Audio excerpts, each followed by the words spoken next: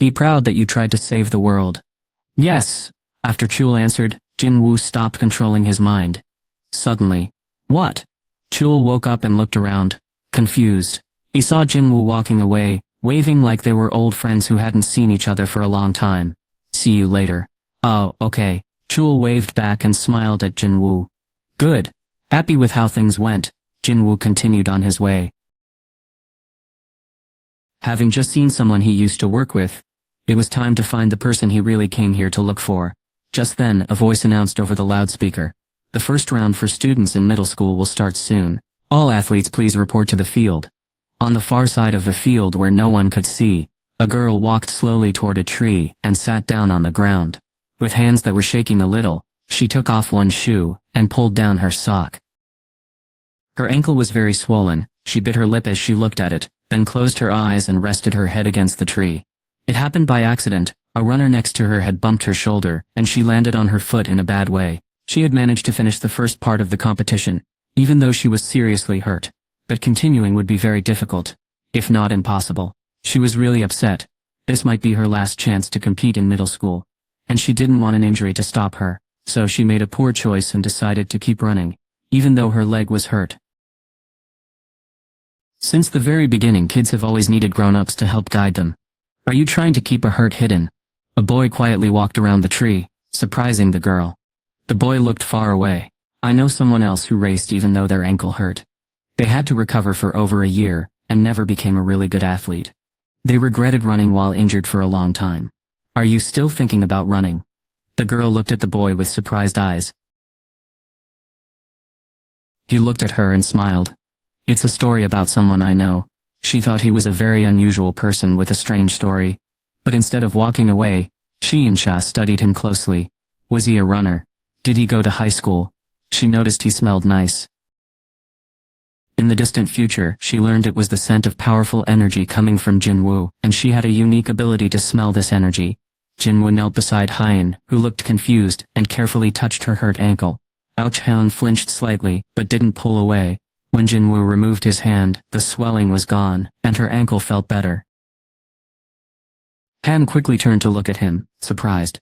Go for it, don't hold back. You only get one chance. Han was amazing when she fought magical creatures as a top-level hunter, and she looked just as strong now, even with sweat dripping down her face in the warm spring sunshine. Jinwoo smiled and started to stand up. Tixin quickly grabbed his wrist. Wait a moment, what's wrong? Did touching him do something unexpected? Ting's cheeks turned a little pink as she looked into Jinwoo's curious eyes. Have we maybe met before? It took all her bravery to even ask him that question. The back of her neck turned pink as she blushed, running. What? Jinwoo laughed gently as she seemed embarrassed. Run against me. If you can beat me even once, I will answer your question. I think I saw you win first place in every practice round. Jinwoo smiled. Do you give up? Oh? Okay, then. Hein tried to be brave again. If I run faster than you in the final race, will you answer my question? Jinwoo almost laughed. She is still so trusting. He thought for a moment about maybe breaking the school record before he nodded. Okay, Hein smiled happily because she got him to agree. But she might not be smiling later. Jinwoo turned away from Hein and walked to the starting line. It was a bright and sunny day in spring. A new record was set for high school track athletes, and Jinwoo's team won first place after a tough competition against Hodson Tech High School. Jinwoo had not told his teammates about his past life, so he forgot that some of them also remembered things from before. These teammates had connections to powerful beings in their previous lives too. Early one morning. What's wrong, son? Ojwan gently reached out to put his hand on his son's shoulder, as the boy came out of his room crying. As soon as it happened, his memories rushed back to him. Even though it only lasted a few seconds, it felt like a very long time. I really wanted to see you all this time. I wish we could talk more, but I'm sorry I wasn't a good dad. Ilawan felt very sad as he remembered those words. Then the memories seemed to go backward and start over, as if someone had pressed the rewind button. This happened because of a special cup that allowed people to be reborn. Alwan knew about the cup from old memories of powerful beings called rulers. He could tell by looking at Jinwoo's face that Jinwoo and the rulers had made some kind of agreement. Jinwoo had decided to be brave and handle the difficult situation, no matter how hard it would be. Il Wan squeezed his lips together, trying not to show how he felt. It looked like his hard work had helped, because Jinwoo wiped away his tears and smiled. I think I just had a bad dream. Il Wan noticed how strong and determined Jinwoo looked. But at that moment, or even when Jinwoo suddenly vanished, leaving just a note, Il Wan never could have guessed what kind of agreement his son had made with the powerful beings called the rulers. To think that agreement meant Jinwoo would defeat the entire army all by himself. Il Wan could only laugh at how ridiculous it sounded. If he had known exactly what his son was promising before Jinwoo went to the other world, would he have tried to stop him, or let him go to save everyone? He really did it, didn't he? The messenger from the powerful being smiled at Il Wan. Il Wan frowned but nodded, because he agreed. Because of Jinwoo's bravery, a terrible war had been avoided. But Il Wan couldn't feel happy because he knew his son must have gone through a lot of pain. Jinwoo had come back from another world about a year before. My son, Il Wan's quiet voice stopped as the soft music in the cafe filled the space. The messenger drank his coffee through a straw, and waited for the man to keep talking. What has the prince decided? The Shadow King. The messenger smiled kindly as he noticed the man was worried. Has decided to stay. He thinks every moment he spends here is important. The man breathed out a long sigh of relief. The messenger finished his coffee, and carefully put his cup down. Jinwoo had made his decision, so his work here was finished. It was time for him to go. Il Wan would likely be the last person he spoke with before returning home. Maybe that's why he wanted to talk for a while, even though he didn't usually say much. Will you continue to keep this a secret from your son? Since he doesn't want anyone to remember, if Jinwoo wanted a regular family life, Il Wan was happy to pretend along with him, like father, like son. The messenger nodded. Once I leave this planet, the rulers won't bother this world anymore. I know. And this is really the end. The envoy sounded sad as he looked around the cafe. It's been enjoyable. I was really excited to see the Shadow Monarch return, and what would happen while he was away. He didn't say that the rulers thought Jinwoo would not succeed. It wasn't necessary to interrupt the sad farewell. Before the messenger left, he told Il Wan, the rulers are grateful to both the Shadow Monarch and to you. Mr. Sung, things could have turned out differently if Il Wan hadn't helped.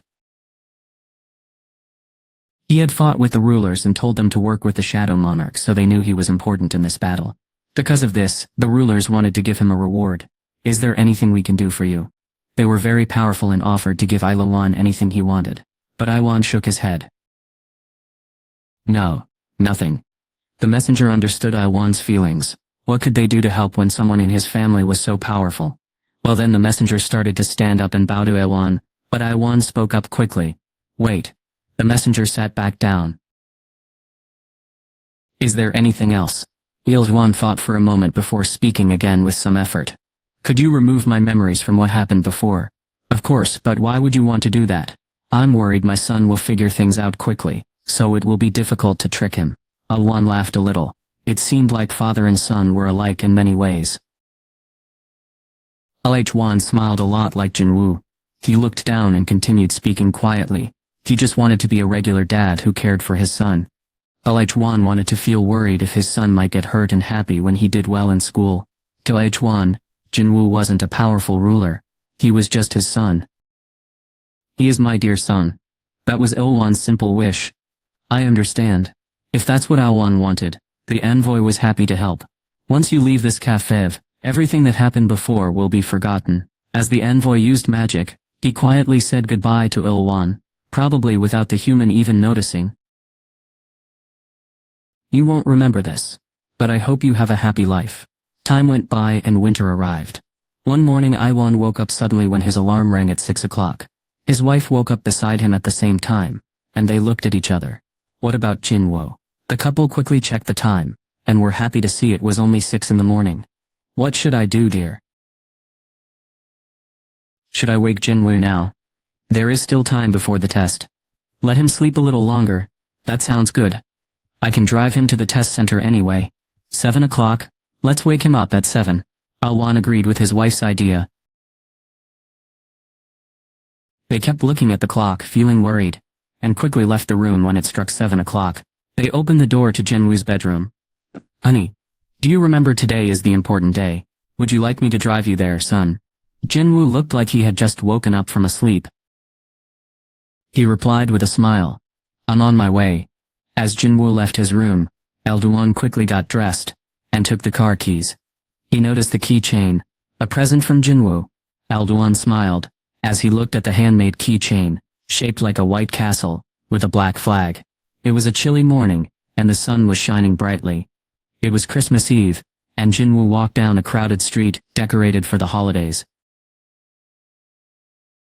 Everywhere he looked, he saw famous actors and athletes in advertisements. This street had changed a lot.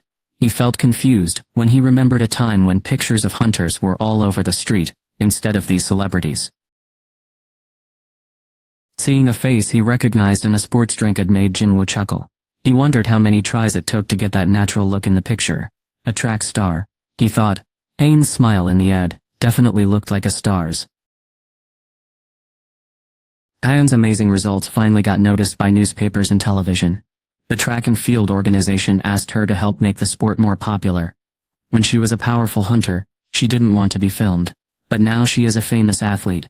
None of this would have happened if Jinwoo hadn't helped her when she was hurt. He was happy with how things turned out. Yeon was still a little uncomfortable in front of the camera, but she would improve with practice. Then Jinwoo went to the meeting spot. He looked around and noticed how nicely the couples dressed for their dates. I really look like I just finished a big test, he thought. Jinwoo didn't like his plain clothes and started looking for a store to buy something new.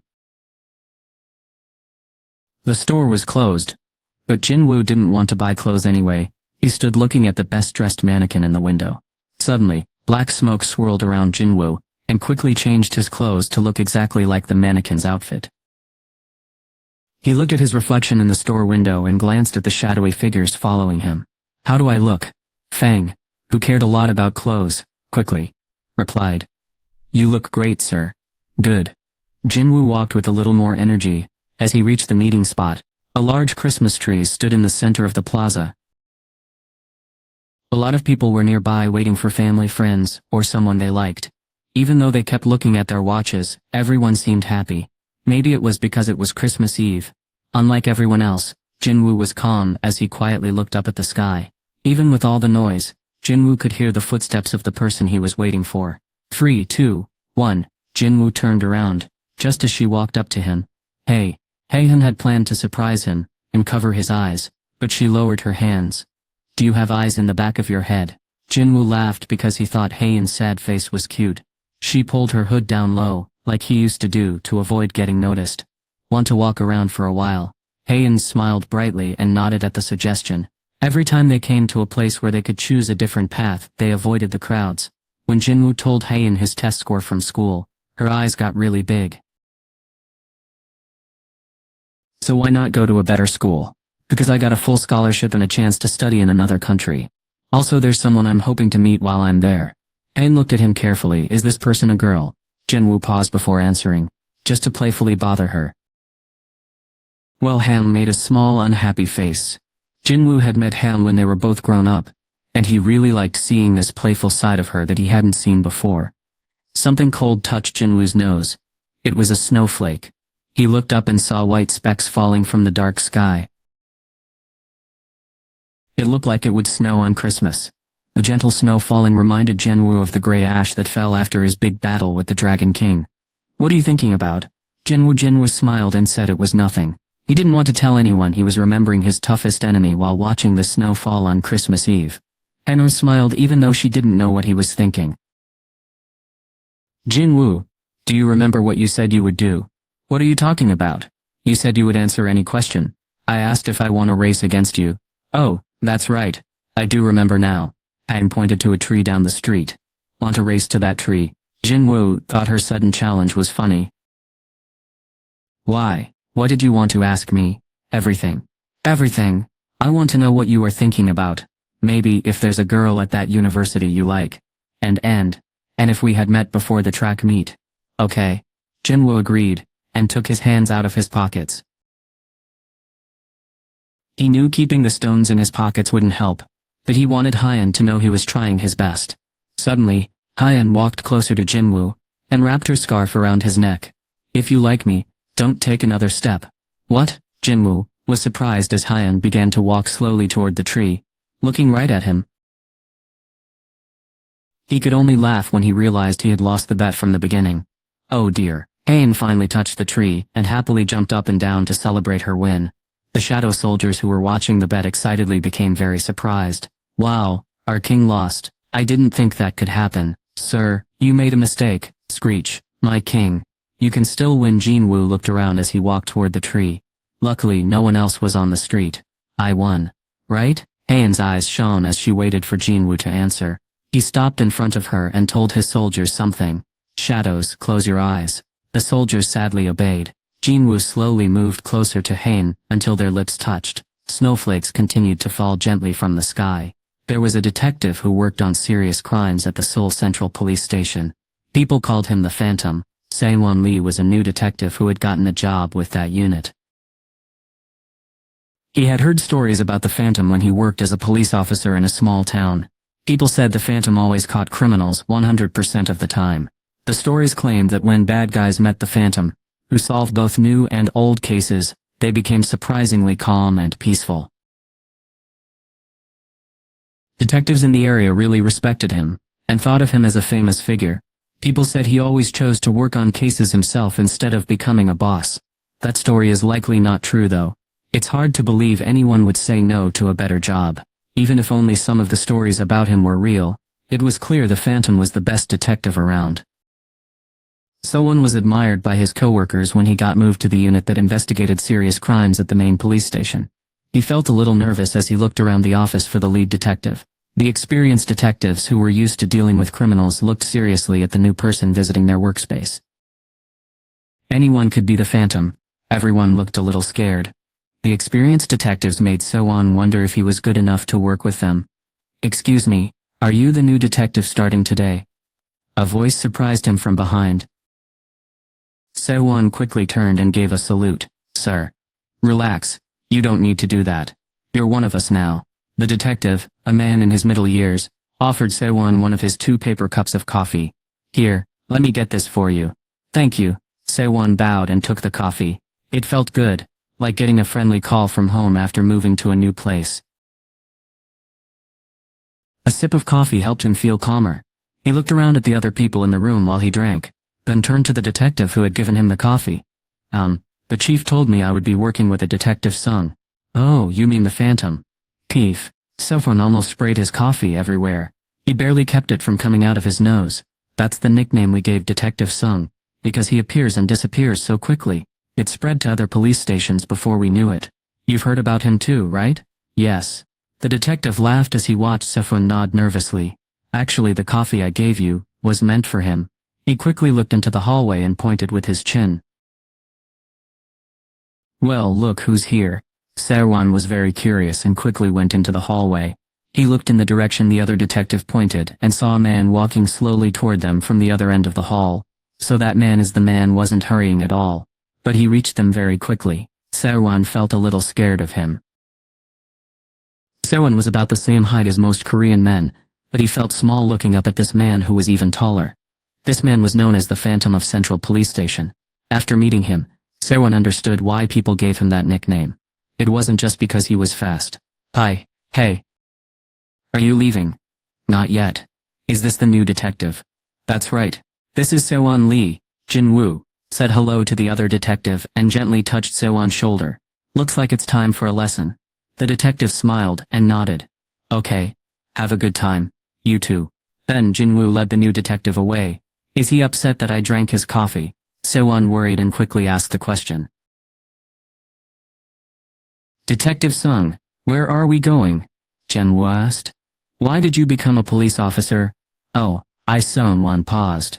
Remembering his old dream, he had been dealing with people who had too much to drink at his last job, and he had almost forgotten what he originally wanted. I wanted to catch criminals. Okay? Jinwoo stopped walking. So that's the plan. Saewon looked up and saw Jinwoo smiling. It was a comforting smile. That's why I wanted to be a police officer. That made Saewon's heart beat faster. For the first time he thought his year working at the police station wasn't time wasted, because it led to this moment. The Phantom was going to show him how to capture criminals. Any police officer would be happy about this chance. Are you coming? The answer was clear, and Sawan quickly said, yes. Sawan fell asleep at his desk, very tired from working all day to catch minor lawbreakers. Jinwoo thought Sawan should write the police reports, but then tap. Jinwoo stopped typing and looked at Sawan, who was fast asleep. It was enjoyable helping Sawan improve. He had heard Sawan once stopped a robbery using only his hands. Jinwoo was happy because it had been a long time since they had found someone so promising. He chuckled quietly. The criminal sitting across from Jinwoo thought his smile meant things were getting better, so he smiled back. Jinwoo looked upset. What are you laughing at? I'm sorry. Jinwoo returned to typing. My lord, shouldn't we let others handle these small jobs? He heard Igris's voice from the darkness. It would be very helpful to use his shadow soldiers for these tasks.